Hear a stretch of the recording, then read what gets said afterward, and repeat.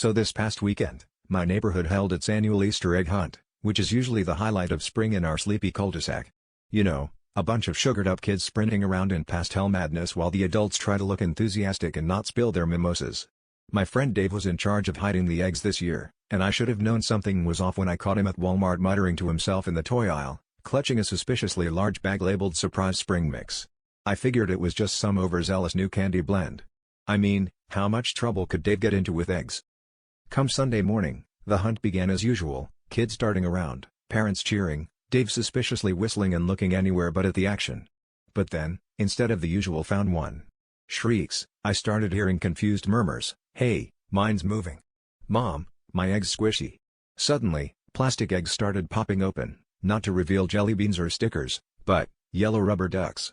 Hundreds of them, all sizes, all with beady little eyes and that classic, self-satisfied duckbill. The entire lawn quickly transformed into a sea of squeaky yellow, with kids alternately delighted and baffled, and at least one dad, Steve, insisting this was definitely not how the Easter Bunny does it in the brochure. Things escalated when the wind picked up and every single kid, spurred by that mysterious urge only children possess, started squeezing their ducks in unison. First, it was a scattered cacophony of squeaks. Then, somehow, it synchronized. I swear to you, it became a full-blown rubber duck orchestra, quacking out what sounded suspiciously like Beethoven's Fifth, if Beethoven had written it after a weekend at a bath toy convention. Neighbors poked their heads out to see what the commotion was, only to be greeted by a symphony of quacks bouncing down the street.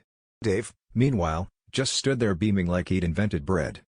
When it was finally over, and the last duck had been squeezed into submission, Dave turned to me and said, "Well, guess you could say this year the yolks were on us."